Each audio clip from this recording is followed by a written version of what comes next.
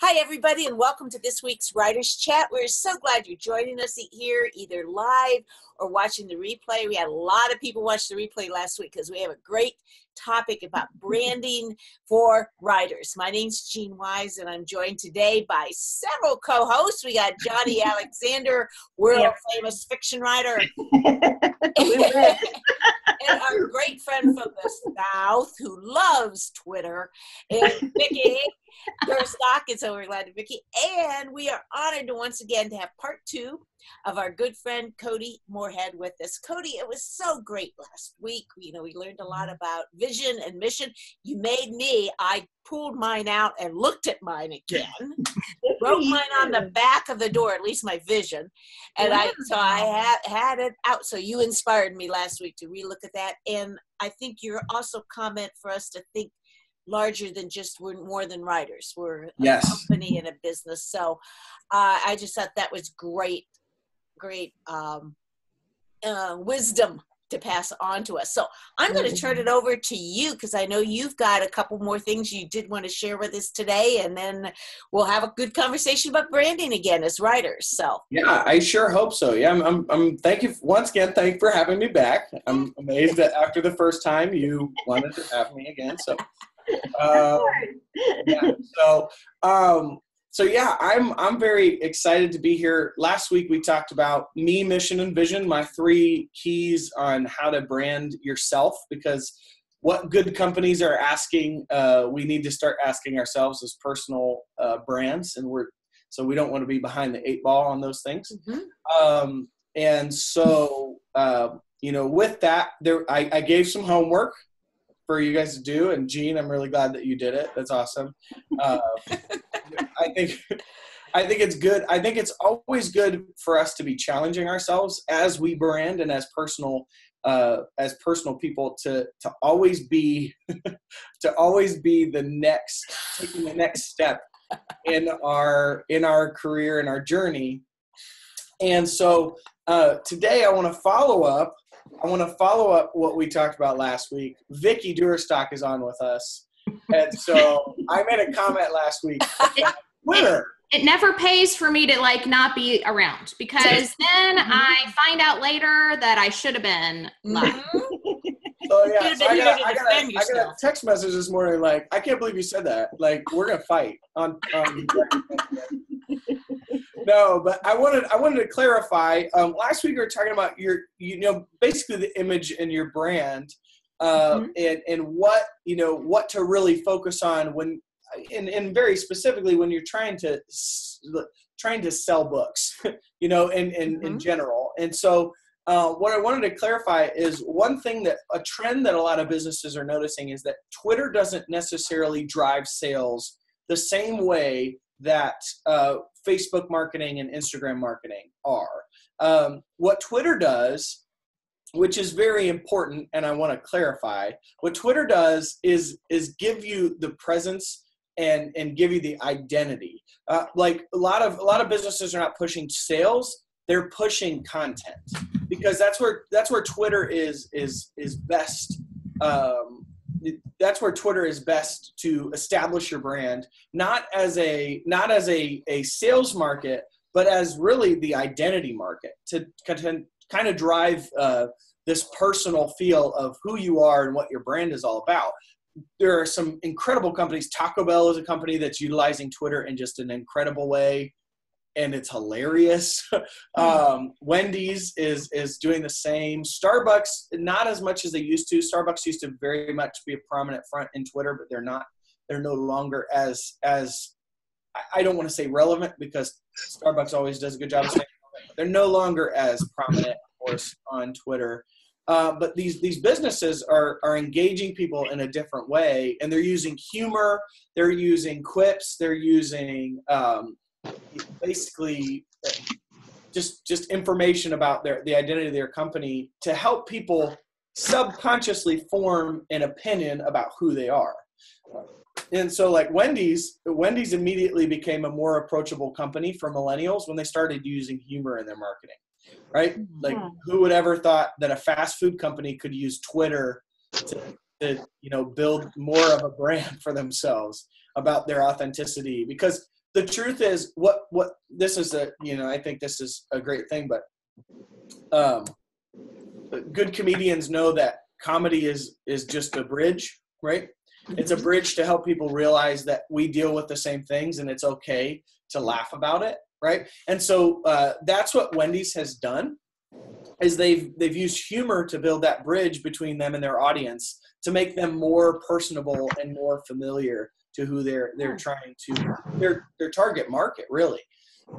And so when I said don't use Twitter, get off Twitter because nobody's on it. Like it's dying. Yeah, I believe it's dying. The words. Yes, it's dying. Twitter is dying. But Twitter is actually morphing. So Twitter is not necessarily dying in the way that we think. But as far as pushing sales, it might be better to focus on Instagram and Facebook, for sales platform, and for, when you're talking about millennials. I'll be really honest with you. A lot of my friends are not on Twitter, and I'm a millennial. Okay. And we gotta remember too, millennials are not high school students. Like when we talk about millennials, sometimes we think that millennials are high school students. Millennials are actually all, at least, most of them are juniors and seniors in college, if not later. Like, because this whole group of people that are graduating, they're 21 and 22, and they've not been born in the millennial bracket, which is approximately from about, it ranges, everybody says it differently, but typical standard markets would consider millennials about 1980 into about 1995, 1996.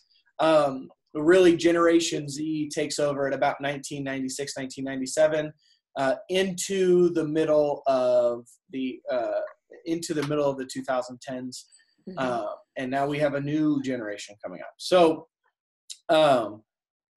just to clarify, just so that Vicky's not angry at me anymore. So round two, Vicky, jump in. It definitely matters. Like Cody said, though, like who you're trying to reach. So like, where are your people? And I found a lot of my people on Twitter, which is why I used it so much.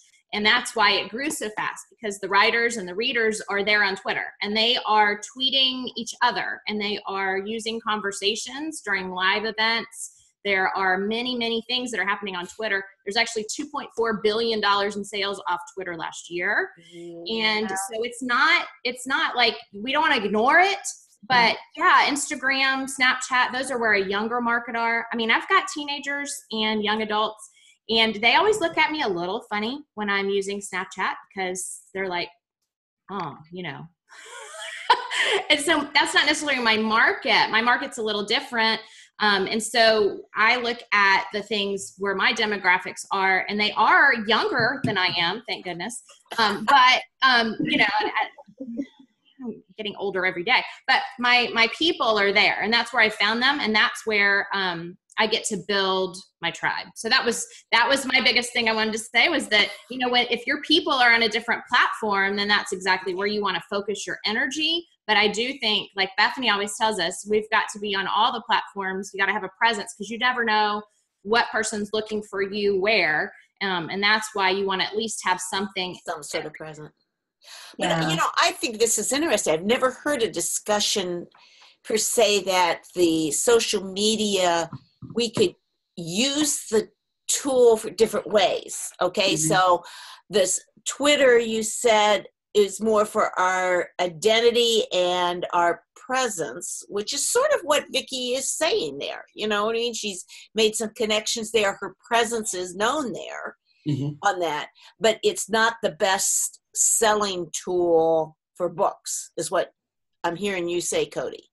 Yeah. And I really like how you said tools, because I was about to say, I always tell people, you don't use a screwdriver to screw in a light bulb, even though you have to screw in a light bulb, right? Like, you use different tools for different things. And so, Vicky's very right, especially, and that's why it's so personalized. When you're building your brand, what we were talking about last week was very centric to, you're trying to build an audience, you're trying to build your brand and who you want to be. If you're focused on these markets, that's where you go to. So for Vicky, she's already built this following and this platform on Twitter.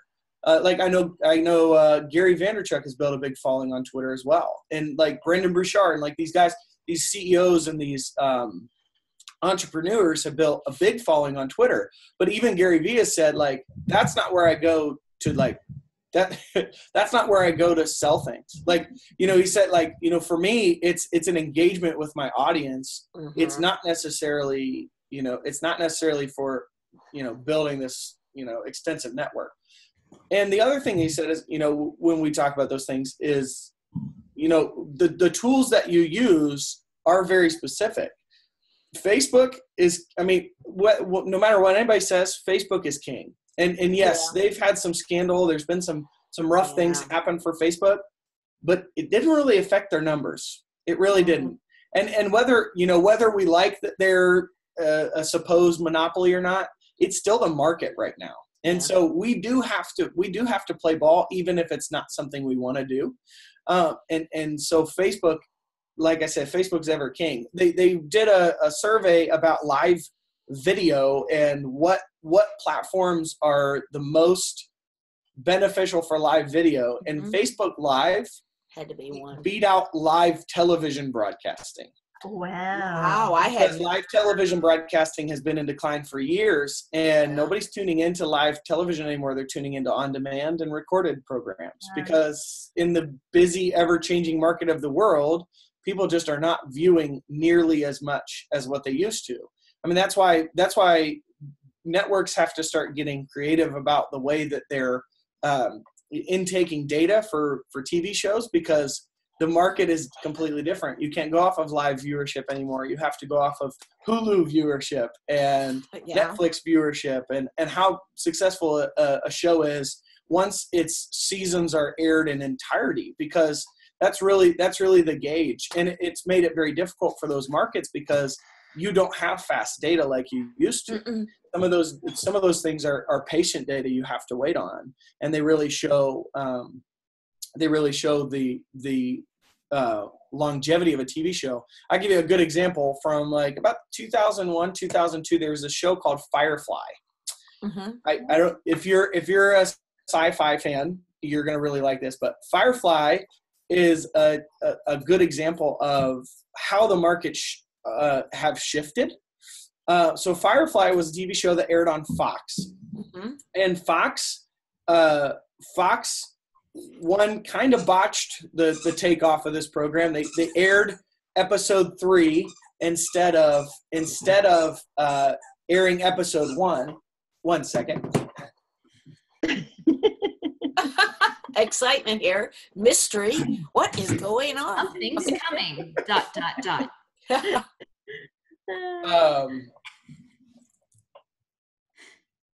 So Firefly was a TV show that came out on Fox, and they aired episode 3 before they aired episode 1, and it was a very sequential show, and they didn't do a good job of making sure people knew that, and so when it aired out of order, and so the ratings were very low when Firefly initially came out, and it only made 1 season. And to the dismay of a lot of very loyal fans who stuck it out. Now, what happened was, after Firefly continued to grow in popularity, the show continued to gain this popularity online, and to the degree that fans demanded follow-up. And so they made a movie because they literally could not. These fans wanted the show so bad, and it would just wasn't being aired the right way. And so the live television broadcast wasn't a good marker of the success of the show, which has gone on to have this mass following. Like, and I don't know if you know the TV show Castle. It was on ABC. It starred Nathan Fillion, who was the lead in Firefly. You know, most people watched that show because of Nathan Fillion and Firefly. Like, I know there's a huge portion of people that followed that show just because they wanted more of him as a lead actor. They wanted more of his quips. They wanted more of his personality. And they got so much feedback, and they had Easter eggs of Firefly stuff in the show that were great, like for fans, diehard fans. But, you know, like, and they made fun, they poked fun at Firefly in the show, you know. So it's a testament, I think, to how the markets are ever changing and how we have to be completely aware of that. So what's some change that's happening right now for writers to be aware of? Well, I think one thing is we have to always be aware of the current trends. I don't think we do a lot of research on the current trends. We just write, and we're very passionate about writing, right? Yeah. And so that can be very difficult when you are trying to sell a book to the current market, because you don't know, you don't have a leg up. So, and knowing the current market goes way past just learning how to market to millennials. It goes to what is the next trend that's coming. Yeah. I like to ask myself 21 questions about any new endeavor that's going to happen, about what somebody, is going to do, what could the potential outcome be. And you might wonder, like, why 21 questions? Because it's one more than 20. That's it. It's more, I want to push myself to the point where I'm asking questions about what is the viability of this long term? What are we doing? What is the overall method here? And what can we do? What are the implications, long term? 21 makes you go deeper into it. Yeah. Yes. Got it. And so you take a project idea and you really think about it before you spend time with it. Yes, absolutely. Okay. And that too, I think, helps us answer the questions that we need to have asked about the market we're working with. If we're asking questions that push us to think through things we wouldn't necessarily think through, it makes us give specific answers to questions that people might have. There's I like to speculate trends. I think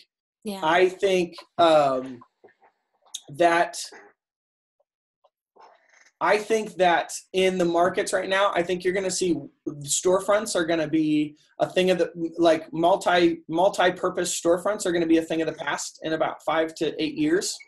I think with the added benefit of drone delivery, with Amazon Marketplace, with all the things that are coming out in the world right now, I think that we're going to see places like Walmart move to the online marketplace and start with much smaller stores. That's a speculation. Yeah. Will it happen? I don't know. It's a speculation because I want to make a speculation about what I'm seeing the trends are currently in the markets and what I think eventually they're going to go to. I think that we're going to get to a place where stores that sell clothing are going to be all but obsolete. That we're going to move to these. We're going to move to personalized tailors that are where you order your clothes online. There are already tons of them out there. There's tons of pre-boxed content that people have that are, very, very beneficial. My sister does that now. She gets boxes of clothes and tries them on and sends back what she doesn't want. For a business executive, that's the kind of position she's in. It's a terrific option for her. Yeah. Just grocery shopping right now, of online grocery shopping is a perfect example. Yes. Phenomenal how that's growing and stuff. So, but you know what the interesting thing is? It's going back. Remember in the days where groceries were delivered to your home if you lived in a little town, or even the trucks that would come out and you could buy off the back of the truck. And now it's updated and it's, we're doing online, but it's the same concept of going back to that smaller, more community kind of feeling.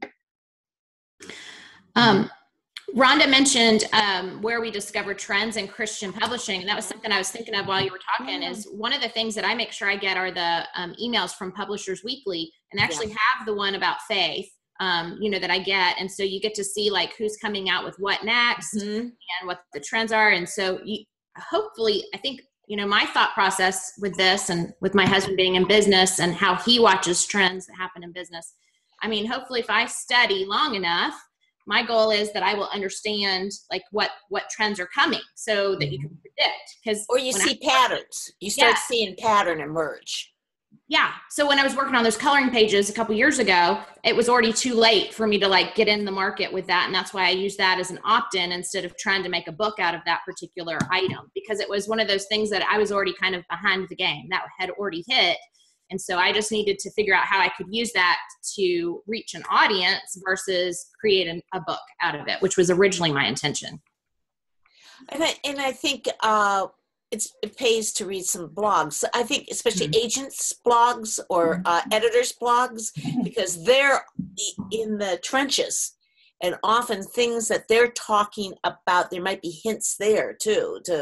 So I subscribe to a lot of different agents and editors' blogs, and just I don't always read them, but I scan what they're talking about, and so you might see something emerge. Yeah, and one thing I would say too is what the trends show us, if anything, is that there are no solid trends right now. Like everything is changing. So and like with what Vicky's saying is yeah, we're trying to predict the markets, like, but we're trying to predict these ever changing markets. And with social media, which is writers probably get sick about hearing about building your platform on social media. Yeah. But here's the problem. It's here, and there's no trend that's saying it's going anywhere. Yeah. It's probably here for at least the next 2 decades, because this is the world that we live in. And so it's with it being so ever changing, and with it being so ever morphing and molding and evolving, it's hard for us to get ahead. But seeing what's happened the past 5 years and making predictions. That's why I say I asked 21 questions, because if I can ask 21 questions and I have it might make me ask questions I've not thought through. But what it also might do is it also might make me answer questions that somebody will have in the future, right? And maybe I'll have an answer before I really need it. And if I have something, like, here's the thing, I hate to say this way, but you're not necessarily going to know when you have a good idea until somebody else validates it, right? That's good. You might think it's awesome, right? You might think it's the best idea ever, right? I think the guy that made the clapper, the clap light on, probably thought, this is genius. People can walk into a room and just clap and the light comes on, right? Like, and then all the issues came with it, where like any noise would turn the light on. It's like, great, like, right? So, but now we have Amazon Alexa, where you walk in the room and you say, Alexa, turn on my lights in my office, right? And that's like, that's revolutionary, right? The guy with the clapper was like, I'm amazing. And people like, so many people bought it and it was terrible. And now we've got Alexa that turns on your lights and your air conditioning and your... You got to quit saying Alexa. She's answering you. That was mine. I was thinking mine. Mine said, I can't find your light in the office. The Amazon Echo. Thank you.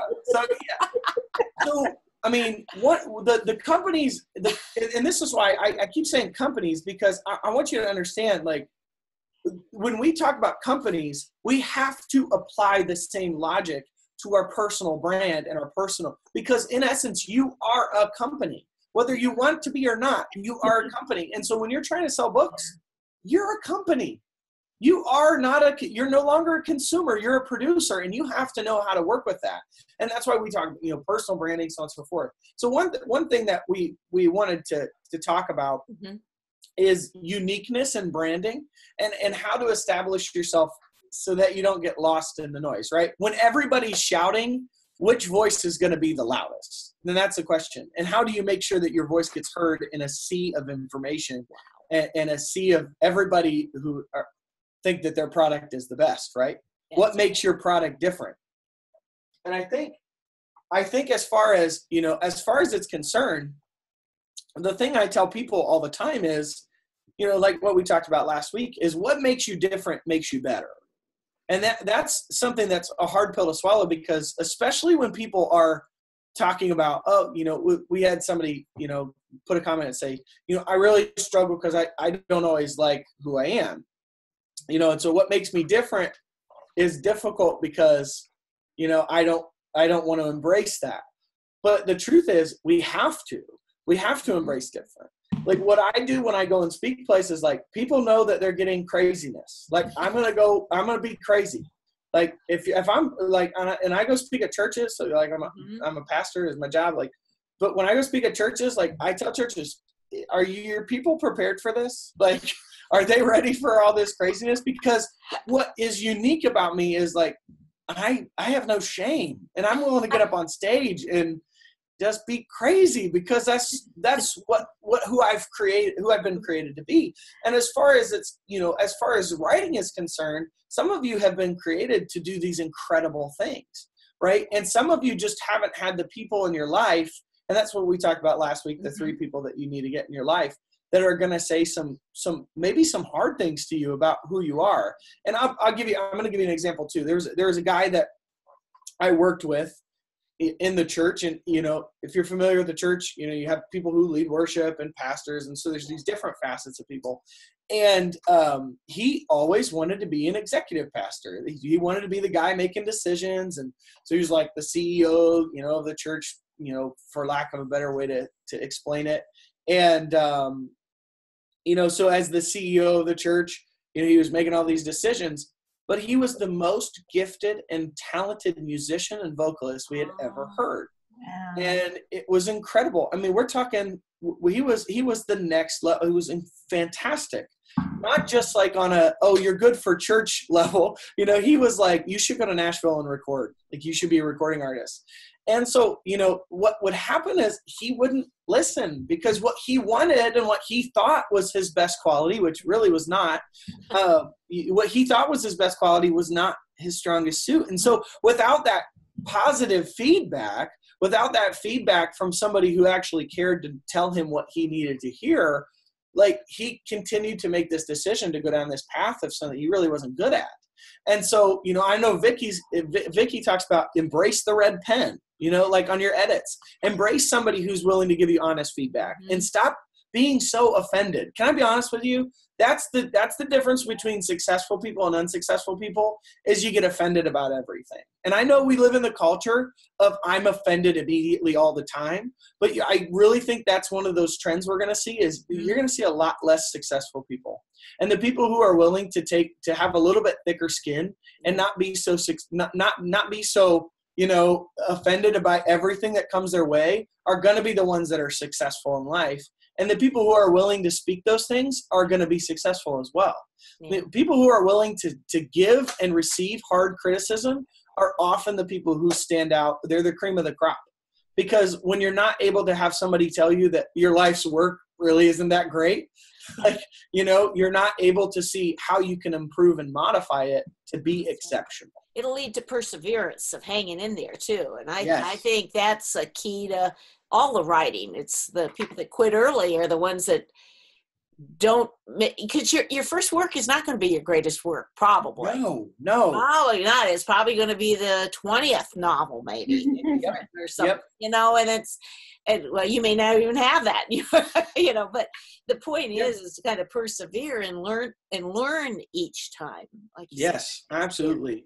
Well, what I'm confused about, I want to take us back to branding here a little bit, is this being consistent. I hate to mention Twitter again, but let's just say my persona on Twitter versus Facebook versus Instagram, which I'm not on very much, but Pinterest I am on. My blog. What's the key? Some of the keys to be consistent, so that identity, that company image, that persona comes out, which is, I think, what you're trying to think about.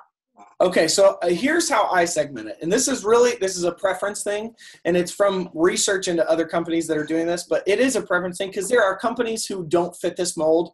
So I just want to be very clear. This is not the law of the land, but this is something that I think is really good for people. I think Twitter is information, Instagram is images and video, and Facebook is both. So and I know that sounds like, that doesn't make sense.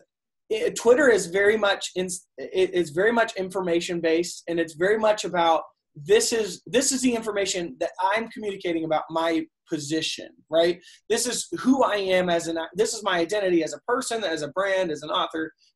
I'm funny. Bob Hostetler, if any of you follow him on Twitter, he just posts dad joke funny stuff all the time. It's just, puns and, it's the kind of humor that you chuckle at because you're like, why? That's just, are you kidding me? But like, that's who he is, right? So, but on Facebook, it's different, right? Like he has a different persona on Facebook because it's very much, this is the information you need to know about who I am and what my book is, with images and video and like, so, it's this amalgameth. And then Instagram takes on the life of its own because it is is the most visual app on the App Store, right? Or on Google Play.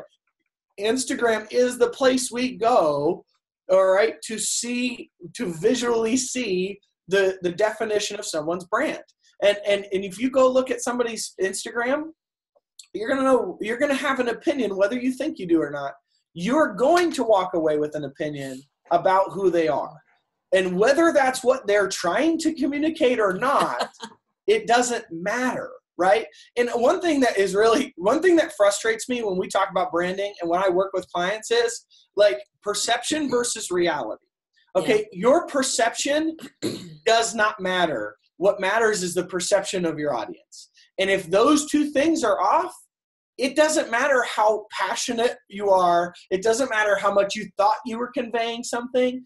It matters what you conveyed, right? And that, like, I'll give you a perfect example. Like, if you're married or if you're in a relationship, right? Text messages, right?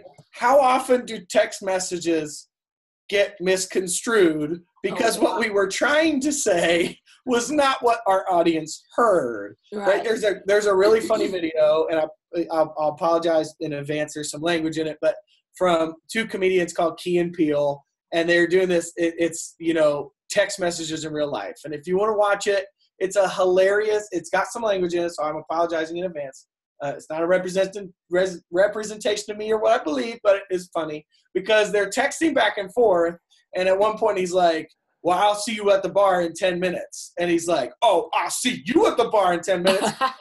Gets a baseball bat and he runs out. And then he's like, he gets there and the one guy's like super happy and like he's ready to fight. And it's like, it's just the complete opposites, of how things are construed in text. But the same is true about your brand and your images. I'm just gonna be honest, I can't tell you how many author sites and author Instagrams I go to where the pictures are grainy, they're not good quality, they're very low res, they've taken them from somebody else's, and so the quality is downgraded, or their profile picture is like a picture of, their yard, and I'm like, who is this person? Like, and I'm gonna say this because I'm a guy, and this is, go back to, don't get offended, but ladies, when people are trying to find who you are, it doesn't matter if you're insecure about how your face looks on a little tiny thing. They want to see what your face is. Yeah. Like, so you got to start putting that out there, right? And that comes to like, this is the other side of this is stop saying spending money and start saying investing money, right? You're not spending money on headshots. You're investing in your career. Yeah. Right? You're not spending money on a website. You're investing in making sure that people have a clean site that they can go to figure out what you're all about. Right? I agree. And that's where, like, I don't like that conversation when people say, oh, I'm spending all this money. No, you're investing. Mm-hmm. Like, because the inevitable thing is the return, right? Like, it doesn't matter what your goal is financially. If you have a goal to reach people, it's going to be really hard to do it if you don't invest in it, right? Good businesses, no, you have to spend money to make money, right? And if you don't spend money, you're not going to make money. That's a good point. You can't start a company for free, right? That's a good point. So the same is true. You can write for free. That's great. You can write. Good luck selling books. Yeah. It's going to be very difficult if you don't invest in Facebook ads, if you don't invest in your website, if you don't invest in, making sure you've got some decent graphics. I mean, there's never been Travis Thrasher. He's an agent. He used to work for Zondervan, but he's written a couple books. He's working with Chris Kattan. He's working with the drummer from Journey. Like, he's got all these things going on. Like, and what he said is and I really like this, is there's never been a better time in the world to create.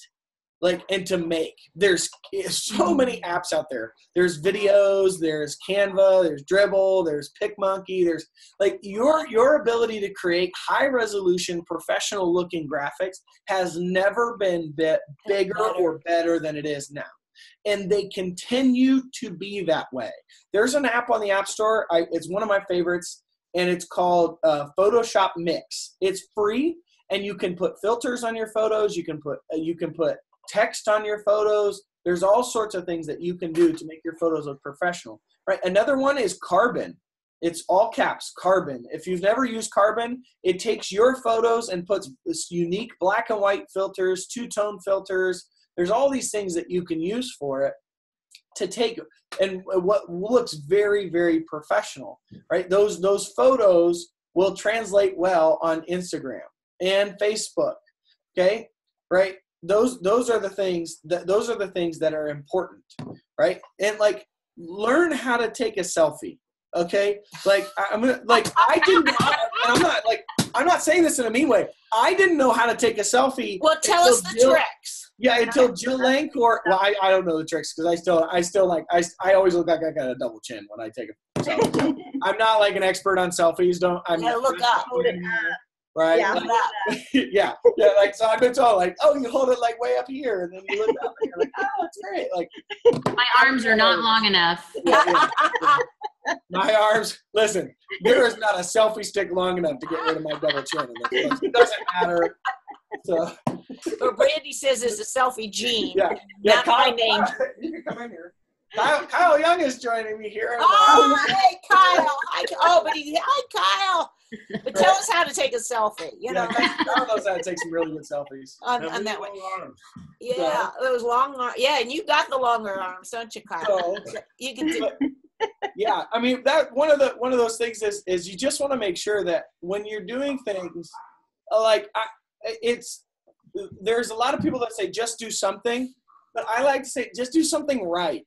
You know, don't settle for a low res photo on your profile picture because you can't find any or you can't find somebody to take a picture. Right. Invest in somebody. Get some professional headshots. Like for your brand, you are your brand. Yeah. Get some professional headshots. Vicki and I have been working on conferences together, and we are amazed at the professional people that don't have professional headshots. Wow. Where it's, selfie, and I don't say that to be mean or to attack anybody, but, from a standpoint of like, if you're trying to brand yourself as an author and a writer and in a professional realm, get a professional headshot. You got to have them because I'll tell you immediately what sets people apart is when I look at somebody's website, if they have high res photos or not, right? But so, I tell you, one of the best groups of headshots I've had several times has been at writers' conferences when they've had a person there because he knows he's taking all writers, he or she, and then they become very creative with the environment that they're at. So I'll say that to Vicki and Kyle as you guys do schedule these things. Half of headshot cost $70 to $200. It what? It should cost $70 to $200 for professional headshots. Yeah. Or more. So but I paid it at a time. Probably not going to be good enough. Yeah. Yeah. You usually get a discount if you go to the conference, right? I mean, because they know they're going to be doing so many people. So photographers are pretty willing to come. It's a great way to go.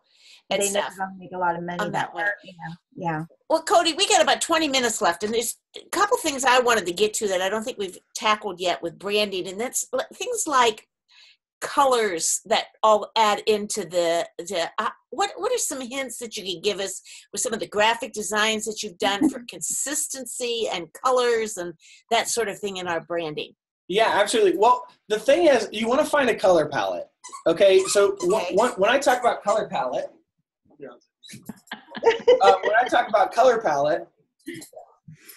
so you got him. That's my golden retriever, Rufus. Okay, we wondered what was going on. Happy boy, but he's playing with squeaky toys while I'm trying to do this thing here, man. So no big deal. Find a color palette. That's really important. And you know what? You know how you can find them? Look on Google. Okay, like when people are, I don't know where to start. Do you know we have Google? Like there is that when we talk about creating, like when people are like, well, I just don't know what a color palette is. Okay. Just Google it. Or YouTube. Hey Siri, what's a color palette? Right? Like it's so simple. Like you don't have to be a genius to come up with this stuff, right? You just have to know where to look, and it's Google. Everything's on Google. There's literally there's nothing you cannot find on Google. It's just a true story. So like what you want to do is look at Google and find some color palettes that you like so you know where to start from, right? And for a designer, they're going to have hex codes. They're going to have, because each color has a hex code, right? It's a 6-digit hexadecimal code that lets a designer know exactly what color that is. That's how they color match paints now. Like, right? They can color match paints with hex codes. It's crazy, right? Crazy. So figure that out. Figure out what kind of color scheme you want. Is it going to be rustic? Is it going to be clean? Is it going to be, what do those things look like? So search rustic color palette. Search clean color palette, modern color, minimalist color palette. There's all sorts of things out there. Search what you think, what you like and what fits your brand the most, right? Find those color palettes. Then start using them, right? So if you've got oranges and reds and purples and grays, use them. Use them in your photos. Figure out what the hex code is. Figure out what's close. Start using them in your graphics, right? There's a right to publish Instagram. And if you look at it, the right to publish, there's no way you don't figure out what kind of colors right to publish is using. It's teal, okay? And so because the color palette is the same for everything, right? Serious Writer. If you go on Serious Writer, you know what colors Serious Writer uses. They're black, gold, and white. Those are the colors. Those are the color schemes, right?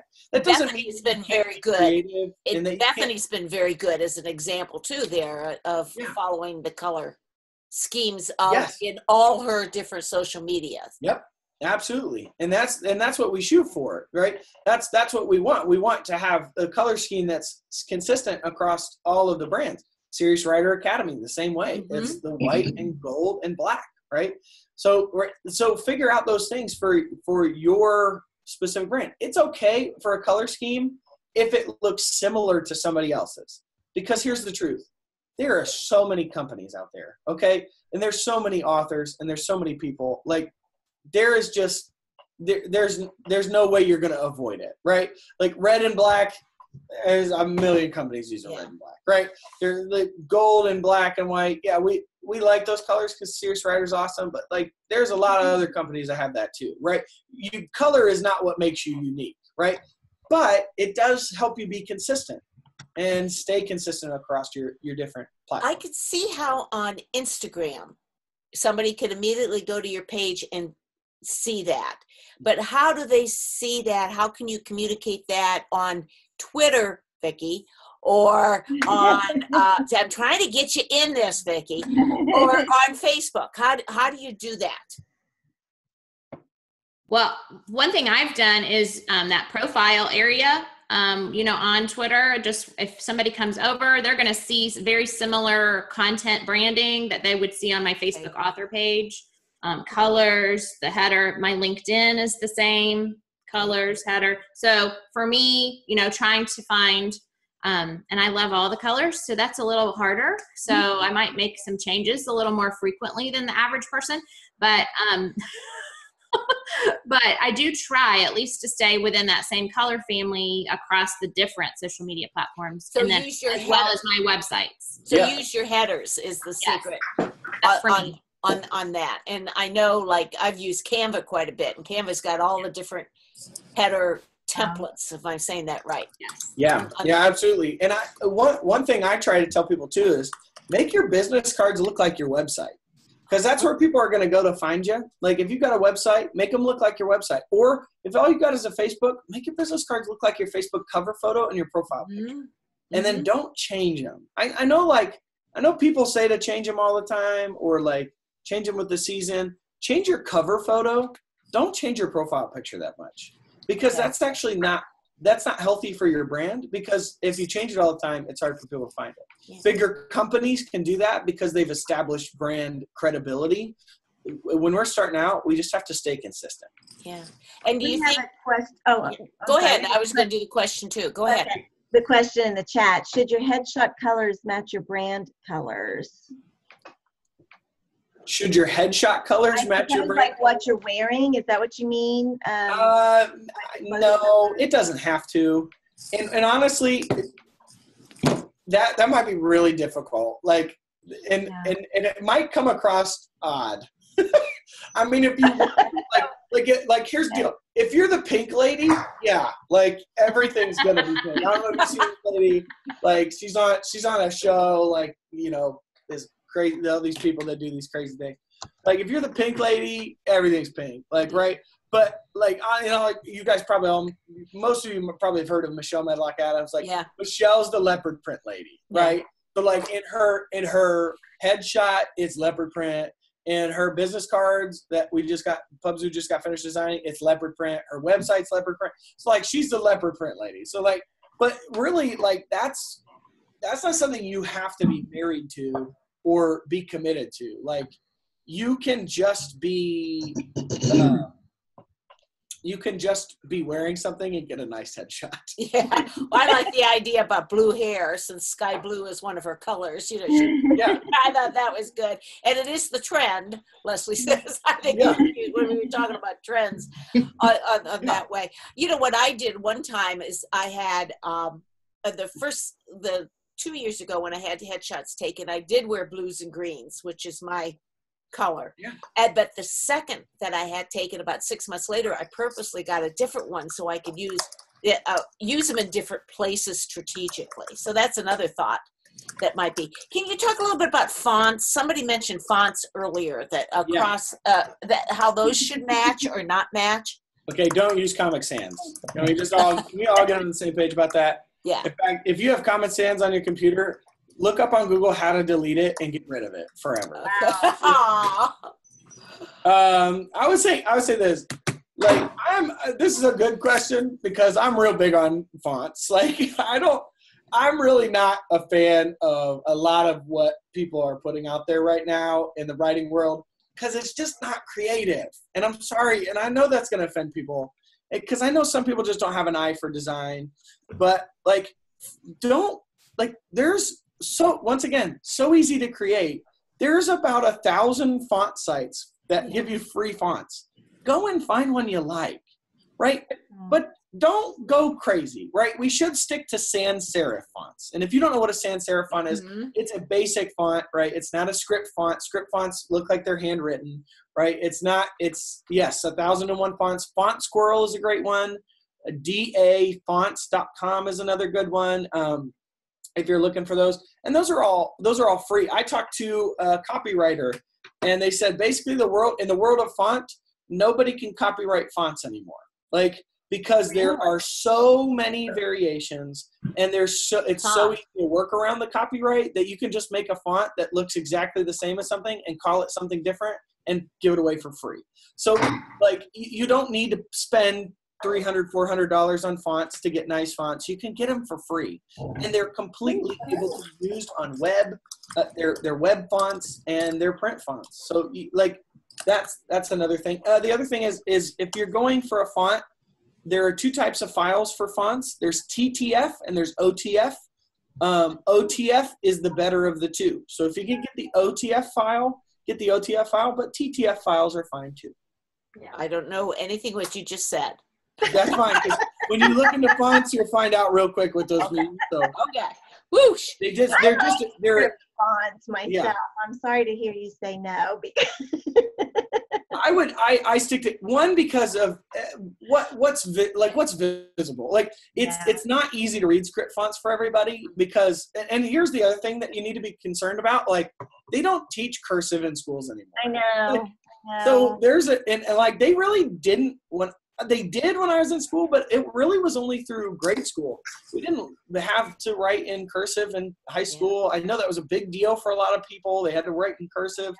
But like I graduated in 2008. Sorry, I know that makes everyone feel old, but I graduated in 2008 and nobody really worried about that stuff. Like it was actually just coming back. You talk about a trend, though. It is coming back. You're seeing it introduced in schools again. Exactly. Well, and the other thing too is like people want to learn they want to learn how to do like typography and be able to sketch and do those things. So they're learning it, but like cursive can be difficult. Like script style fonts can be difficult for people to read, and so you don't want people to be like, well, what does that say? Like, because that's not what you want either. But and then so is there certain font combinations that work better? There's once again, you can look up on Google, because they'll give you, there's a bunch of different ways to do it. I think that any brand, you need to figure out a title font, a subtitle font, and a body font. Okay. And so for mine, 3 different fonts. Yes, 3 different fonts are good. Say that again, a title font? You want a title font, which should be something big and bold, right? That is good for titles. Then you want a subtitle font, which is something that looks good on a poster or a header. And then you want your body font, which body font is really important because you want for your body font something that looks good in all caps and lowercase. And I agree with that one. Yeah. I would not want a script one for the body font. I want something very open that's easy to read. Yep. Absolutely. And I would say for title fonts and subtitle fonts, you can pretty much stick to just all caps for both of those. That's a preference thing, but those are important. And yes, I know all fonts is shouting at you, but so is a title. You want it to be loud, right? Yeah. So you want it to be like, oh, awesome, here's my title, not like, oh, this so is on our headers, when we put our author's name or our brand name, it should be all caps, is what you're saying. Yeah. And I mean, unless part of your logo is lowercase. I mean, like some people do that. I know a lot of people that have lowercase for the rest of their, their stuff. So it could be part of the style. Yeah. Johnny, didn't you have a question on logo? Didn't you have something? Yeah, I did, because we also had another question up here, and I was trying to find it again about profile pictures and how often should they be changed. Yeah, now I remember exactly what that question was. I think part of it was concerning because we do age, and so we all know authors who have pictures on their books or on their website taken 20 years ago, and they don't look like that anymore. So you did say though to keep the profile picture pretty much, just not to mess with it too much. Yeah, I mean, I think every couple years, but I mean, we're not talking like change it every month, Right. Like you want a consistent picture. Like I'm not going to put a picture of me in high school on there. That's like, I'm just not right now. I'll just be honest. My current picture is me dressed up like a pirate. So, because guess what? That's what identifies my personality and my brand. So picture branding. But yeah, just the a logo headshot. Yeah. Or if you've had a change. I don't think about that. Yeah. I'm sorry, Jeannie. No, I said, or if you've had a change. I keep losing weight, which is good, but I've had a couple people comment that the picture I had taken at the Florida Christian Writers Conference about 3 years ago, you need to get a new picture, so. Oh, that's sweet, though. Yeah, that's kind of neat, but still, yeah, it's true. What else, Johnny, you were going to say? The logo. When you say have a logo, what do you mean by logo? What do you mean by logo? I think. How are you defining logo as for an author? If what should I be looking for? Well, I'm glad that you asked that, because that's the next topic that I have on my notes. Yay! Okay, so for logos, if it's your name, use your name. Okay. Right, but you want to have some kind of emblem. Like we want to have something that can be easily used on you can slap on a graphic. Think like when news stations have a lower third, right? That's just a very almost fully transparent image that's there. That's the emblem we're talking about, right? If I said Taco Bell, what would the emblem be? The bell, right? The bell and the thing, right? If I said McDonald's, what's the emblem? Arches. The golden arches, right? If we talk about Apple, what's the logo, right? The apple with the bite out of it. That's your emblem, right? So you want to have an emblem that people can easily associate with what you're doing, right? If that emblem has text in it, or if it's got, that's fine, but you want something that you can slap on, you can slap on something like, I love that idea, but it's like, how do you even begin to think? Because, I've heard you talk about logos before, and ever since I've been kind of thinking, okay, what would I want my little emblem to be? And so many things become so cliche-ish that even if it's something I want, it's like, well, everybody else would have that too, Yeah. So, yeah. And that's where, and last week that's where we went back to the 3 pillars, me, mission, and vision. If your mission is to, like, I know somebody whose mission, she's working with people, she's working to connect with churches on mental illness and mental illness awareness. So like for her logo is about chaos. So it's like, it's a, it's tree roots, but also fire. And so she's got this emblem. It's really cool. Right. And so for her, that fits her brand, right? You don't, like, if your brand is children's books, like, you could use a little dinosaur, right? You use a little dinosaur head, like, because you write children's books and kids love dinosaurs, right? Or if you're about nonfiction, you could use a little fairy or a wizard hat or something to go along the lines of what you're talking about, and what your brand is about, and that association. Something that you don't want, something that's way off. Like if I go to speak to churches and my emblem's, a beer bottle, it probably will not work, right? It's just it's not gonna mesh well, right? Because that's not something that I'm talking about. But if you're helping AAs get connected to churches and your emblem's a beer bottle, then that right? But I go back to your idea of pushing yourself to ask 21 questions. You could come up with 21 possible emblems. Just push yourself to be creative, keep writing down the ideas. And Leslie's just said Google images based on one-word searches. That would be that is a great idea. Yeah. And just do that till you have 21, 25 different ideas done. And I bet out of that, pushing yourself beyond what you think you're going to come up with. Yeah, absolutely. I bet something would emerge. And here's the other thing, like, and I don't want this to sound like a plug, because this is not a plug, but for PubZoo, like, what we do when we design somebody's logo is we ask them 21 questions about their brand. Wow. Right? And then what we do is we design their logo. We don't necessarily, sometimes we ask them for, like, okay, what would you like? What are you feeling like you would like? But then we're also like, hey, we're going to design this. Like, given what you've given us, we're going to put this together, because that's what our specialty is kind of connecting people with what they really should have in their brand, but that's part of it is, after you ask those questions, it does give you a better understanding of what you really should be doing. Yeah. And we're getting close to time here, because it's almost noon. So I want to invite anybody that else has we have a lot of people that have to leave. It looks at noon too, but you're invited to come on back on, and you can unmute yourself and come on back on video, and we'll kind of wrap up the recording side of this. If you can't come back on, I say this every week, because sometimes as you come on, we have taken your video offline. So if you can't come on, put in the chat that you can't come on, and one of us will have to hit your video and we'll invite you back on. So if you have trouble getting on, just let us know. And anybody have final questions? I have one. Cody, go ahead and ask. Yeah. My question is, I want to write for, I want to write Christian nonfiction, but then, did I say that right? Christian nonfiction. Christian nonfiction, but then non-Christian adult fiction, and then just either or for children's. But that's very different branding. So would I do a different emblem for different kinds of brands to kind of segment them to reach the appropriate markets?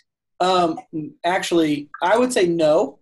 I wouldn't do a different emblem, but the way that you market those books is going to have to be drastic. You are your company, and just like any other company that puts out multiple products, like their logo stays the same. Like we talk, like think about Walmart. Walmart's logo stays the same. They're a general store. They put out a ton of different stuff, right?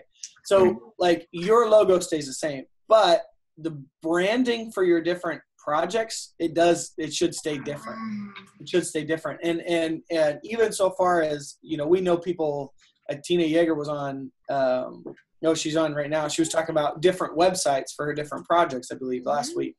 And that's smart, because sometimes launch sites for your books, if they all look the same, then people don't know what book you're currently launching. Is this the last one they launched, or is it the current one? So you do want to be careful about the way that, that gets handled. Okay. Go ahead. Questions? Anybody? How important is it to brand yourself before you've ever published? It's important. It's very important. If you don't, because branding gives you the ability to platform build, right? And you are your brand. Like, in essence, they're not separate, right? But the thing is, when we think about ourselves, we don't always think about ourselves like a company. And that's why I said we have to think about ourselves like a company, because in essence, the product you're selling is you. And so as a company, your brand has to represent you, but it's very difficult if you don't have a personal brand. Does that make sense? I mean, so like if you're trying to build platform as just a person, you've got to think through some of the questions and think through some of the ways that you're being labeled, so that you can kind of own it and make your label the way you want it to be. Okay, a follow-up question to that is, I have been on Amazon, and I know there's another Mary Gardner who has published at least one, maybe two. And I've debated on whether to use my middle name, Rose. So it'd be Rose Gardner, which kind of makes me antsy, but am I better off to build my brand as Mary Rose Gardner or continue with Mary Gardner? Well, Mary, I would just tell you right now, like Mary Rose Gardner is great because of all the things you could use for your emblem. Being able to use a rose in your name is huge. And I mean, I don't know all about your brand or what you're pushing for, but that really could be a big thing. And that you definitely I'm pushing for romance fiction. Yes. So that's even better. That's a perfect fit. So, I have the opposite problem, that my name is Dragomir, and everybody thinks of dragons, but I'm not writing right now. So I found just to think about, I love books and I love writing books, and I've done some of those Google searches to come up with the image that I'm using currently. Yeah, that's great. Are you the one that said in the chat, Rhonda, that you have books with a heart? Yes. Yeah, I really like that. Yeah. I designed Tracy Crump's website, and we started talking about what she was looking for. And when I went and just Googled book and heart or book and love, it came up with a lot of great images. And you have to be careful because some of those are copyrighted and you shouldn't use them. But to find some of the free image sites that have good images that you can get ideas. Well, Cody, this has been great. I know you're sitting there talking to Kyle, so we'll wait to get. This has been great. Do you want to do a push for your work that you do in PubZoo? Promote yourself here a minute. Sure. Kyle wants the floor. That's what he was at. I'll just say one thing about your names. Most of your favorite movie stars have different names than their actually given name. John Legend's from my hometown, but his name's John Stevens. So you have to think about how your name looks on a cover. Rhonda, I have thought your name was Dragon many times because I read. So it looks like Dragoner, which could be on a book cover. So then you automatically looks like a speculative author. And Mary, your name, Mary Rose, actually would fit very well on a cover as Mary Rose. And because Rose Gardner is always going to look weird, because it's going to look, you would be a Rose Gardner would be a thing. So I would say, either be Mary Gardner or Mary Rose, but I wouldn't put Mary Rose Gardner because it sounds like you're a happy Rose Gardner. And so you have to think about just what people read it, and that's a lot to fit on a cover. So then you might want to go Mary R. Gardner for your website. But I think Mary Rose, as long as there's not one out there, if you're writing romance, that sounds like a great romance kind of pen name, and it's your name. So you don't have to make up some, different name. So those would be just, you have to think through that, and you only get to brand that once for the most part when you pick a pen name. So you can switch it. And with self-publishing, you can switch it a lot easier, but in the traditional sense, you get it. What I have created is Mary Gardner. How is that going to translate whenever I change the name? Is it going to or not? Or that's just a... Did we lose them? I think we lost them. Aw, we lost them. Well, let's we'll keep trying to work on this, and I hope we could talk about branding and marketing. I think every week on Writers Chat and have stuff to talk about. Johnny, do you want to share with us what we have next week before we quit the recording? It's 95% confirmed, so I think this is what we're going to do. Tamara Kraft is going to be with us. Tamara writes fiction. She's also a contributor to the Heroes, Heroines, and History blog, which is a great resource if you're writing historicals. But Tamara has done a really cool thing. She now creates and hosts Facebook parties, and she puts together different themed parties. So she's going to be on to talk to us about how to host a Facebook party, do's and don'ts, tips and tricks, all that kind of thing. And she's actually sort of made a little side business out of doing that. So I have participated in her themed Facebook parties 3 different times, and it's been really fun. You get to meet different people and get, contacts with different people and introduce them to your stories. And it's So just it'll be a new tool for our toolbox. And marketing. Yeah, and it's kind of focused on fiction, but please, I know most people in here are nonfiction. It doesn't mean that you can't modify it and it can't help, you got something you might want to do. Yeah. Just So, for yourself. it's great. I'm going to stop the recording here. And then we'll have the after party for those of you that are here live. You want to stay on, and we got a few minutes to answer any more questions or anything. And just thank you, everybody, for participating today, whether you're here live or whether you're watching us on the replay for this week's Writers Chat. We hope you can join us next Tuesday at 11 o'clock Eastern, where we talk about all things writing by writers and for writers. Bye, everybody. Thanks for being with us today. And thanks, Cody. Thanks, Cody. Thank you.